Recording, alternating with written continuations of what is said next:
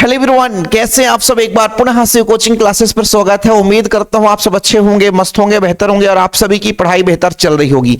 प्यारे बच्चों, class 12 chemistry में यदि हम बात करें तो आज हम बात करने वाले हैं जैव यानी यूनिट नंबर जो 10 है बच्चों। और इसमें से जितने भी सिलेक्टेड ऑब्जेक्टिव है वो लेकर आया हूं, एकदम सुपर फास्ट रिवीजन होगा।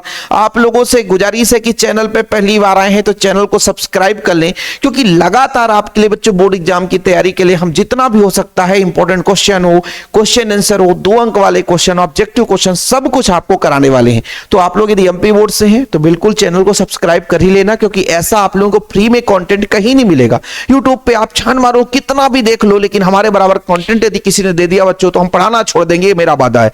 फ्री ऑफ कॉस्ट की बात कर रहा हूं। पेड बैच में चाहे कोई 200 में 300 में सब कुछ पढ़ा दे, लेकिन फ्री ऑफ कॉस्ट यूट्यूब पे शिव सर ही आपको इतना हेल्प कर सकते हैं। आप देखते रहिएगा, एग्जाम के लास्ट टाइम तक आप लोगों का वीडियो आएगा और आप कहोगे कि सर हमारी इतनी तैयारी हो गई कि अब तो हम फोड़ कर आएंगे। तो चलिए सुपर फास्ट करते हैं बात जय बड़ू में। पहला प्रश्न यहां पर आप लोग देखिए बच्चों, इंसुलिन एक हार्मोन है, वो रासायनिक रूप से किस रूप में बच्चों इंसुलिन को माना जाता है? चर्बी है, प्रोटीन है, स्टेरॉइड है या कार्बोहाइड्रेट्स है? तो बच्चों इंसुलिन एक प्रकार का प्रोटीन है। क्या है बच्चों? प्रोटीन है। सुपर फास्ट करेंगे क्योंकि 100 क्वेश्चन है। मुख में उपस्थित लार में कौन से एंजाइम पाए जाते हैं? तो टाइलिन, लार में टाइलिन एंजाइम पाया जाता है बच्चों। टाइलिन के साथ साथ एमाइलेज, टाइलिन के साथ साथ एमाइलेज, टाइलिन के साथ साथ एमाइलेज। तो मुख में कौन सा? देखो ये जो चैप्टर चल रहा है अभी, जब मैं वीडियो बना रहा हूं तो 2-3 लेक्चर हो चुके हैं, जल्दी पूरे चैप्टर को हम कंप्लीट कर लेंगे।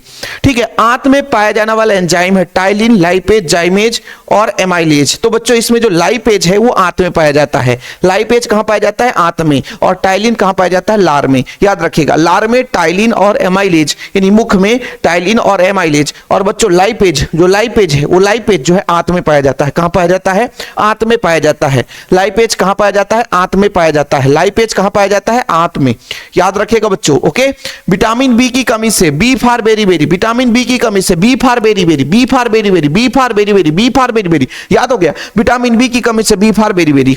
कुछ बच्चों ने कहा कि सर आपके चैनल में है ना बच्चों का रिस्पॉन्स सही नहीं रहता, व्यू नहीं आता, पढ़ाना चेंज कर दो। तो आप लोगों से गुजारिश है बच्चों की पढ़ाने की जो शैली हमारी हम वही उसी स्तर से पढ़ाएंगे। थोड़ा सा है ना हम कैसे चेंज कर दें हमें खुद समझ में नहीं आता है। 2 मिनट का थोड़ा सा बच्चों हमें समय चाहिए, एक इंपॉर्टेंट मैसेज आ रहा है। ठीक है,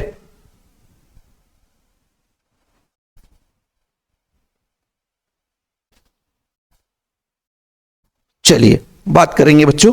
तो अपनी बात हो रही थी कि भाई सर आप थोड़ा सा पैटर्न चेंज कर दीजिए। तो प्यारे बच्चों, मुझसे जितना हो सकता है, मैं हिंदी मीडियम का एक छात्र रहा हूं और हिंदी मीडियम से ही पढ़ाना सीखा, और आप लोगों की दया से बहुत कुछ हमने आप लोगों का सपोर्ट किया। आज 6-7 साल हो गए जो ऑनलाइन हम पढ़ा रहे हैं, धीरे धीरे तरक्की कर रहे हैं, मतलब पढ़ाने की कला में। भले ही लोग देखना कम कर दें, लेकिन पढ़ाने की जो अपनी शैली में लगातार हम ग्रोथ कर रहे हैं। और आप लोग बताइएगा, कुछ बच्चों का कमेंट्स है तो हम कोशिश करेंगे कि थोड़ा पैटर्न बदले, इंग्लिश में भी कुछ हम बोले, लेकिन थोड़ा सा यार टाइम लगेगा उसके लिए। ठीक है, सूर्य के किरणों से कौन से विटामिन, जहां भी सूर्य का प्रकाश आ जाए बच्चों तो विटामिन डी लगा देना, झोंक देना विटामिन डी। सूर्य के विटामिन डी जो है हड्डियों को मजबूत करता है। छोटे बच्चे हैं ना, उनको सुबह के समय में धूप में निकालना चाहिए, और हम लोगों को भी सुबह का जो धूप लेना चाहिए, क्योंकि विटामिन डी सुबह सबसे ज्यादा प्राप्त होता है सूर्य के प्रकाश से। तो हर व्यक्ति को सुबह का रोशनी, सुबह का धूप लेना चाहिए, क्योंकि विटामिन डी मिलता है जो कि हड्डी को मजबूत करता है।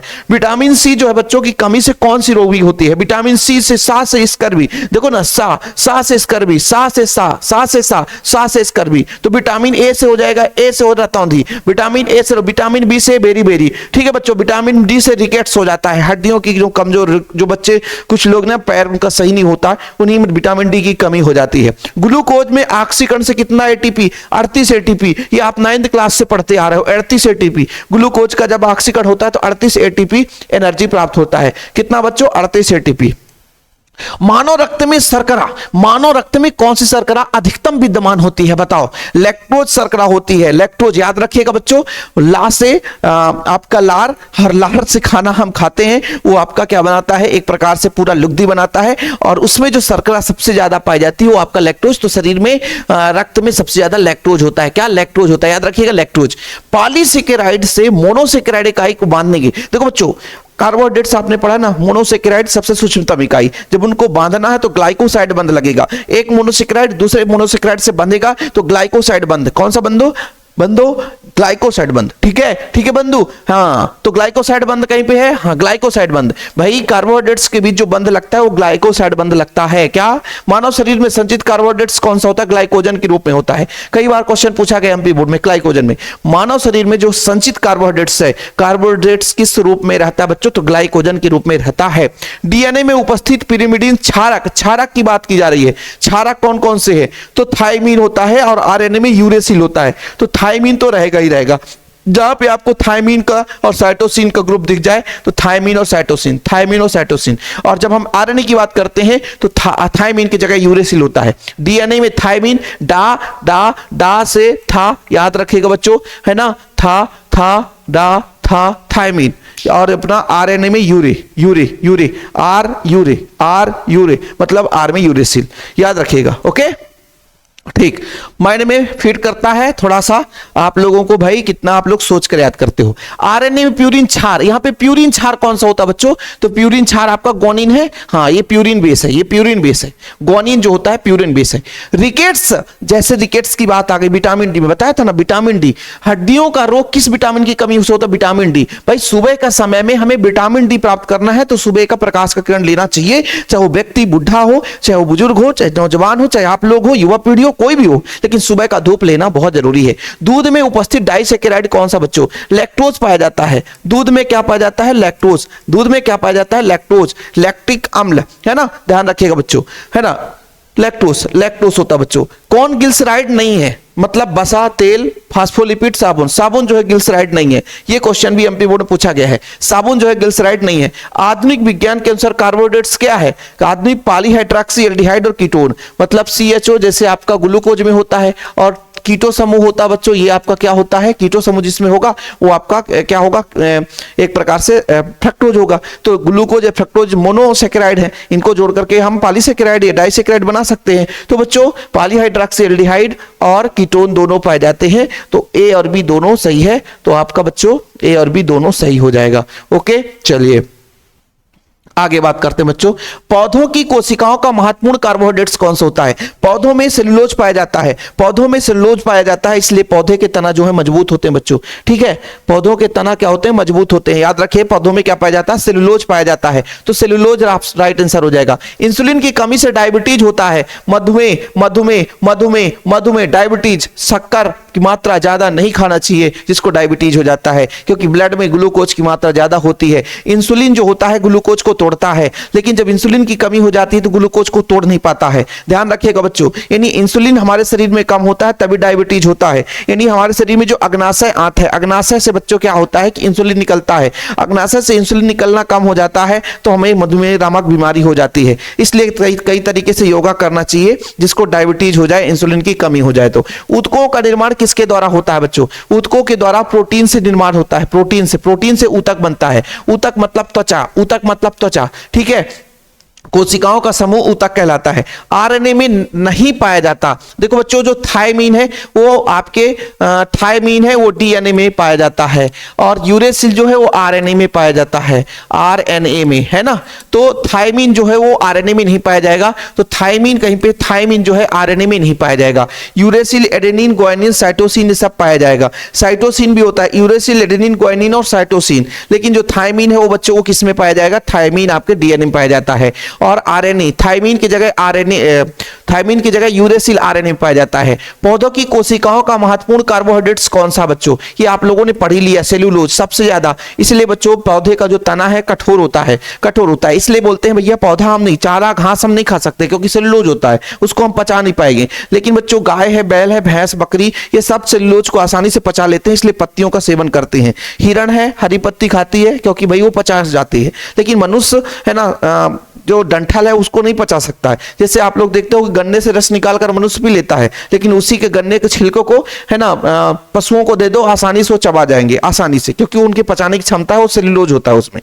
कौन सा प्रोटीन रक्त प्रवाह में O2 का अभिगमन करता है, हीमोग्लोबिन। हमारे शरीर में हीमोग्लोबिन है बच्चों, हीमोग्लोबिन की कमी से है ना कौन सा रोग होता है आप लोग कमेंट करके बताना। हीमोग्लोबिन की कमी से कौन सा रोग होता है ना, एनीमिया होता है, रक्त की कमी को एनीमिया कहते हैं। चलिए सबसे पहले बात करते हैं 25 नंबर, सभी जीव कोशिकाओं में अधिकतम प्रभावशाली ऊर्जा ATP, adenosine triphosphate, ATP adenosine triphosphate. Vitamin B one का नाम, ठीक है बच्चों, विटामिन बी वन है, ठीक है, विटामिन बी वन है थायमीन है बच्चों, क्या है थायमीन, विटामिन बी वन है थायमीन। निम्नलिखित कौन सा अम्ल विटामिन है, कौन सा अम्ल विटामिन है, एस्कार्बिक अम्ल। एस्कार्बिक अम्ल जो है बच्चों वो क्या है, एक प्रकार से अम्ल विटामिन है। बेरी किस रोग की कमी से होता है सर, विटामिन बी की कमी से होता है, मैंने पहले ही बता दिया। विटामिन बी से विटामिन ए से रतौंधी, विटामिन सी से आपका स्कर्वी और विटामिन डी से रिकेट्स, ठीक है। इसके बाद क्वेश्चन नंबर 29 आप लोग देखिएगा बच्चों कि एंजाइम जो ग्लूकोज को एथेनॉल में रूपांतरित करता है, ग्लूकोज को एथेनॉल में बदलता है, कौन सा एंजाइम है, वो आपका जाइमेज एंजाइम है। ग्लूकोज को तोड़कर एथेनॉल बनाता है वो जाइमेज एंजाइम है। कौन सा बच्चों, जाइमेज एंजाइम। मानव शरीर में कार्बोहाइड्रेट्स का संचयन होता है किस रूप में होता है, ग्लाइकोजन के रूप में, पहले भी पढ़ चुका आप लोगों ने। ग्लाइकोजन के रूप में मानव शरीर में जो कार्बोहाइड्रेट संचय होता है। हीमोग्लोबिन क्या है बच्चों, एक प्रोटीन है, हीमोग्लोबिन एक प्रोटीन है, कहीं पे प्रोटीन दिख रहा है, हाँ, हीमोग्लोबिन एक क्या है, प्रोटीन है, हीमोग्लोबिन एक क्या है, प्रोटीन है। विटामिन B12 में कोबाल्ट होता है बच्चों, विटामिन B12 में कोबाल्ट होता है, क्या होता है, कोबाल्ट। विटामिन B12 12 से कोबाल्ट। रिकेट्स रोग किसके कमी के कारण होता है, विटामिन डी, आपको पहले ही बता चुका हूं मैं। देखो कई सारे क्वेश्चन रिपीटेड होंगे, मजा आ जाएगा यार, प्रैक्टिस बस करते रहो शिव सर के साथ, बोर्ड एग्जाम तक ऑब्जेक्टिव वगैरह धुआं कर दोगे। लेकिन हाँ भाई, हम इतना मेहनत करने वाले हैं आप लोगों के साथ कि जितना आप उम्मीद नहीं कर सकते हो बच्चों, उतना हम आप लोगों के लिए मेहनत करेंगे। सभी जीवित कोशिकाओं में अधिकतम प्रभावशाली ऊर्जा क्या है, एटीपी एड्रेनोसिन ट्राइफॉस्फेट। 38 एटीपी ऑक्सीकरण के फलस्वरूप ऊर्जा मिलता है बच्चों। पायरिया किस विटामिन की कमी से होता है, तो विटामिन सी जो है वो पायरिया रोग को जन्म देता है। विटामिन सी मतलब खट्टा वस्तुओं को हमें सेवन करना चाहिए, ठीक है। ऐसा नहीं है, देखो कुछ लोग कहते हैं कि ये चीज खाओ है ना, कुछ चीजें खाओ कुछ चीजें ना खाओ, लेकिन हमें हर चीज खाना चाहिए। सब्जियों में हर सब्जियों का सेवन करना चाहिए। ऐसा नहीं कि केवल दाल खाने से बस सब कुछ हो जाता है, ऐसा नहीं है। हरी सब्जियां भी खानी चाहिए ताकि विटामिन मिले, दाल भी खाना चाहिए ताकि प्रोटीन मिले, रोटी भी खाना चाहिए, सब कुछ भैया स्टार्च मिले, सब कुछ हमें सेवन करना चाहिए। ऐसा नहीं कि थोड़ा बहुत हम खा लिए बस हो गया, नहीं, ऐसे नहीं। केवल दाल खाने वाला भी व्यक्ति अच्छा नहीं रह सकता और केवल सब्जी खाने वाला व्यक्ति भी अच्छा नहीं रह सकता। इसलिए हमें सब्जी दाल हर प्रकार की हरी सब्जियों का सेवन करना चाहिए। हरी सब्जी बहुत जरूरी है ना बच्चों, हम लोग खाने के लिए बहुत जरूरी है ना। चलिए, त्वचा में उपस्थित, जैसे ही त्वचा शब्द आ जाए, सूर्य के प्रकाश से मिलेगा विटामिन डी, तो विटामिन डी का संश्लेषण होगा बच्चों, क्योंकि हड्डियों को मजबूत करना है तो विटामिन डी जगेगा। दांतों और हड्डियों को बनाने के लिए पायरिया रोग, दांत और हड्डियों में जो रोग होता है वो पायरिया रोग होता है। और पायरिया रोग आपने पढ़ा बच्चों, पायरिया रोग आपने पढ़ा विटामिन सी, क्या विटामिन सी जो है इसकी कमी से पायरिया होती है। दांत मसूड़े जो फूल जाते हैं, सूज जाते हैं, पकने लग जाता है, वो विटामिन सी मतलब खट्टे पदार्थों का सेवन जो कम करता है, तो उसमें विटामिन सी की कमी शरीर में पाई जाती है।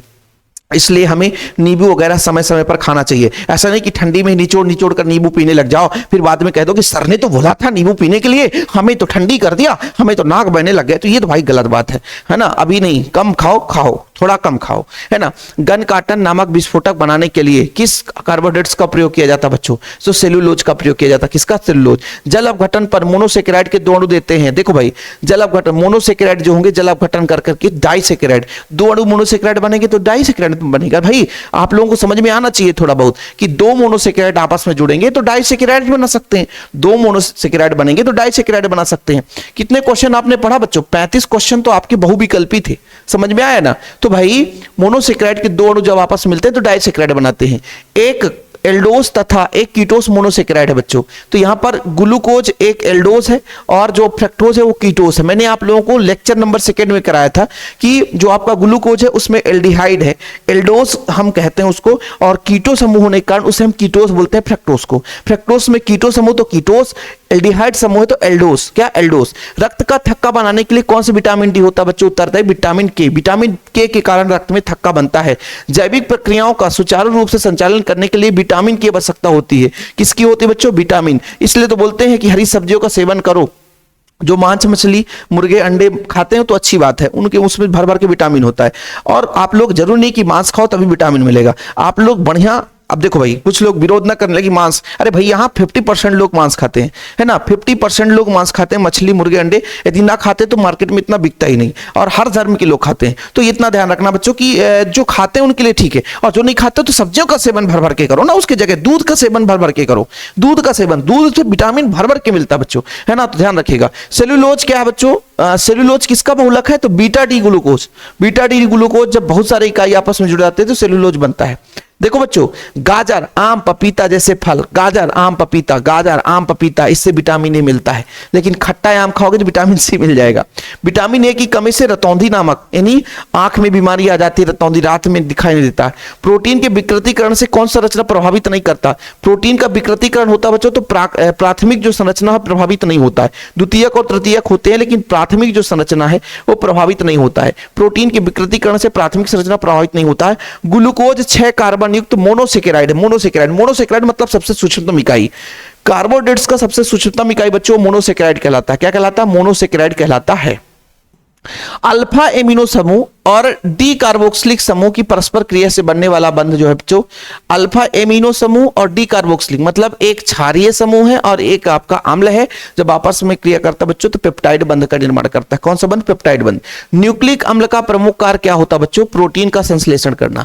यहां पर हो जाएगा प्रोटीन, प्रोटीन का संश्लेषण करना इसका प्रमुख कार्य है। प्रोटीन का संश्लेषण करना इसका प्रमुख कार्य है। आगे देखो, रक्त थक्का बनाने में कौन मदद करता है? तो विटामिन के। विटामिन के जो है रक्त के थक्का बनाने में मदद करता है। यहां पे लिख लेना विटामिन के। विटामिन ए की कमी से रतौंधी होता है बच्चों। प्रोटीन के विकृतीकरण से कौन सा संरचना प्रभावित होता है? यहां पर द्वितीयक और तृतीयक संरचना प्रभावित होगा, लेकिन प्राथमिक संरचना प्रभावित नहीं होगा। मैंने आपको स्टार्टिंग में बता दिया कि प्रोटीन का विकृतीकरण होगा बच्चों तो प्राथमिक संरचना प्रभावित नहीं होगा।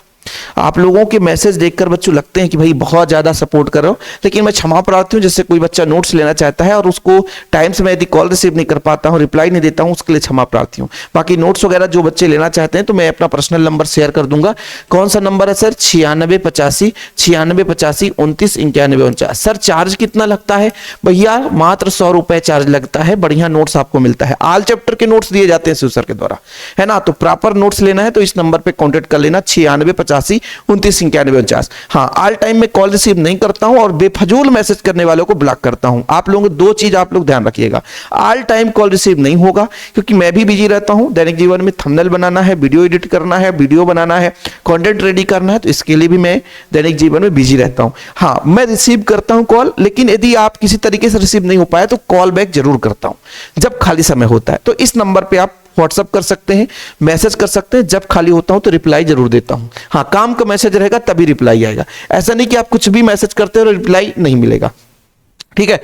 प्रोटीन के विकृतीकरण से कौन सा संरचना प्रभावित नहीं होता? द्वितीयक तृतीयक प्रभावित नहीं होता है। प्रोटीन एमिनो अम्ल का बहुलक होता है। प्रोटीन एमिनो अम्ल का बहुलक होता है बच्चों।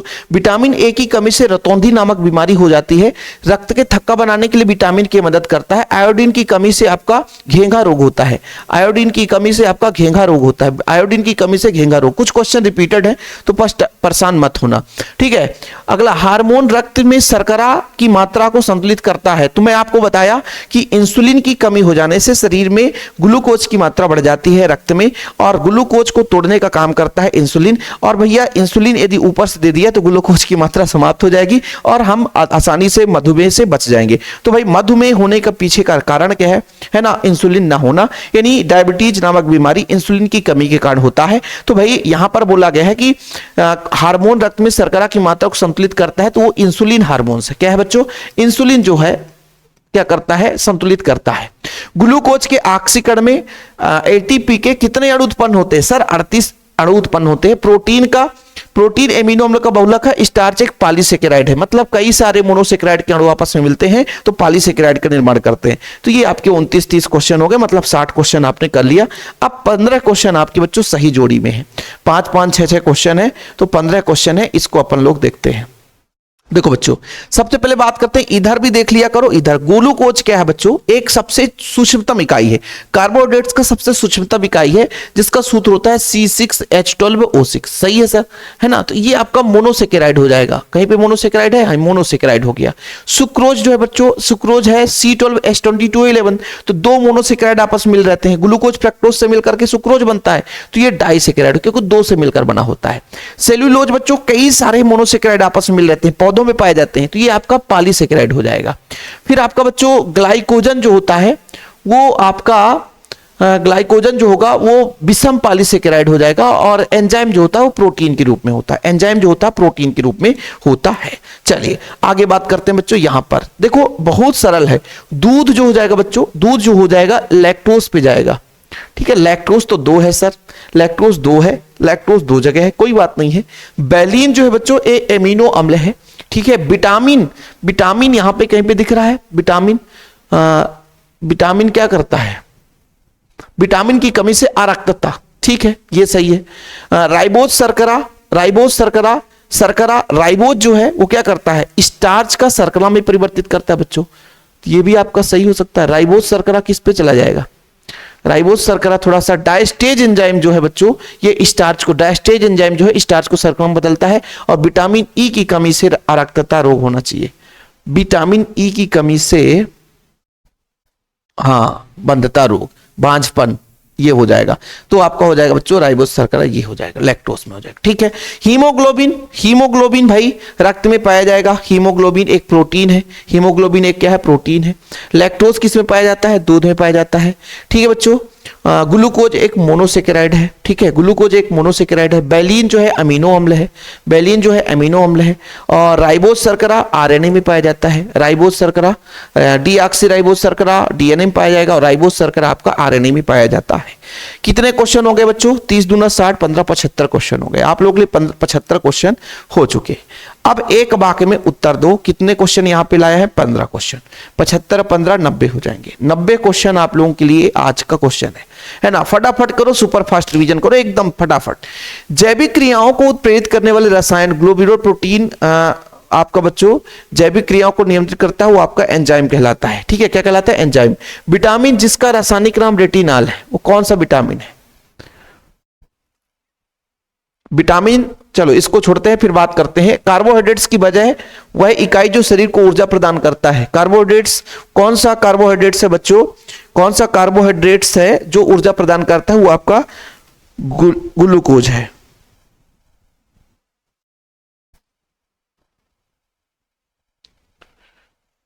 ठीक।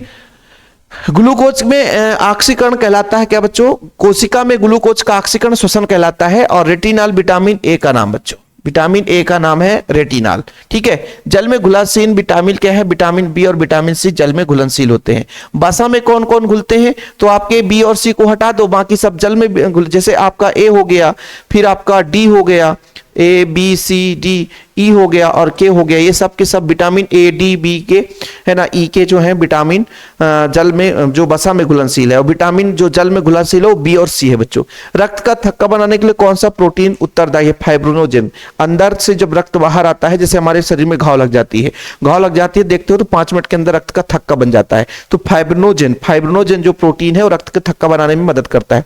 अब आप लोगों के मन में लगेगा कि सर रक्त का थक्का बन जाता अंदर भी, तो अंदर भी एक और प्रोटीन होता है जिसे हिपेरिन बोलते हैं। हिपेरिन प्रोटीन जो है अंदर जो है रक्त के थक्का को रोकता है कि रक्त का थक्का ना बने, और बाहर जैसे आता है तो फाइब्रिनोजेन प्रोटीन काम करने लग जाता है, फाइब्रिनोजेन है ना। अंदर जो है हिपेरिन काम करता है, बाहर आने पर फाइब्रिनोजेन, दोनों का अलग अलग काम है, ठीक है। अंदर हिपेरिन क्या करता है कि रक्त का थक्का ना बने, ये काम करता है, और फाइब्रिनोजेन जैसे रक्त बाहर आता है हवा के संपर्क में तुरंत वो रक्त के थक्का बनाने में मदद करता है। अमीनो अम्ल का आपस में कौन सा बंध बनता है बच्चों, पेप्टाइड बंध, पेप्टाइड बंध बनता है तो अमीनो अम्ल का निर्माण होता है। ग्लूकोज पायरेनोज वलय होता है, जबकि फ्रक्टोज में फ्यूरेनोज, फ्यूरेनोज, ग्लूकोज में पायरेनोज होता है और फ्रक्टोज में फ्यूरेनोज वलय होता है। आगे चलकर सिलेबस इसको हम कराएंगे, आप परेशान नहीं होना। शरीर के लिए ऊर्जा का मुख्य स्रोत क्या होता है बच्चों, कार्बोहाइड्रेट्स। कार्बोहाइड्रेट से हम सबसे ज्यादा एनर्जी प्राप्त करते हैं, क्योंकि हम खाना भी खाते हैं वो लास्ट में कार्बोहाइड्रेट्स में परिवर्तित हो जाता है। विटामिन सी का एस्कर्बिक अम्ल नाम होता है। डाइसेकेराइड का समान सूत्र आप सुक्रोज यानी शक्कर का ले लो, C12H22O11, O11 ये शक्कर का है बच्चों, क्या है, शक्कर का नाम है। कैल्सीफिराल किस विटामिन का नाम है? विटामिन डी का नाम कैल्सीफिराल। दूध में उपस्थित डाइसेकेराइड शर्करा है लैक्टोज। क्या है? लैक्टोज। कई बार पढ़ा आपने। रक्त में उपस्थित ऑक्सीकरण वाहक क्या है? हीमोग्लोबिन। क्या है बच्चों? हीमोग्लोबिन। क्या होता है? हीमोग्लोबिन होता है। तो इस तरीके से अपना आज का क्वेश्चन खत्म होता हुआ। आप लोगों से गुजारिश है कि इसके प्रश्न भी तैयार कर लेना। यहाँ पे प्रश्न लिखा हुआ बच्चों, स्क्रीनशॉट ले लो। आप लोगों को यदि इन प्रश्नों को तैयार करना है तो स्क्रीनशॉट ले सकते हो। बाकी नोट्स लेने के लिए मात्र 100 रुपए चार्ज है। कॉन्टैक्ट नंबर है 9685293949 9685299149। मेरा पर्सनल नंबर है बच्चों, इस नंबर पर व्हाट्सएप करें, जानकारी लें 9685293949 पर और नोट्स जरूर ले लें। ओके, कहोगे तो इनका वन शॉट में भी हम क्वेश्चन आंसर करा सकते हैं। भले ही आपके 1 घंटे 1.5 घंटे लग जाएंगे, लेकिन उम्मीद करता हूं कि ऐसे क्वेश्चन फिर आप लोगों को दिक्कत नहीं जाएगी। फिलहाल अभी के लिए इतना ही, लेकिन वीडियो में भैया आप लोगों का प्यार भरा सपोर्ट कैसे पता चलता है? जब आप लाइक करते हैं और प्यार भरा कमेंट्स करते हैं। तो व्हाट्सएप में आप लोग यदि नोट्स लेना चाहते हैं तो अच्छी बात है, नहीं तो भाई यहां से भी आप लोग बढ़िया तैयारी कर सकते हैं। ओके, तो प्यार भरा कमेंट्स जरूर लिखें, अपना राय दें, लाइक करके अपनी अटेंडेंस को लगाएं और दोस्तों तक शेयर करें। जय हिंद, वंदे मातरम।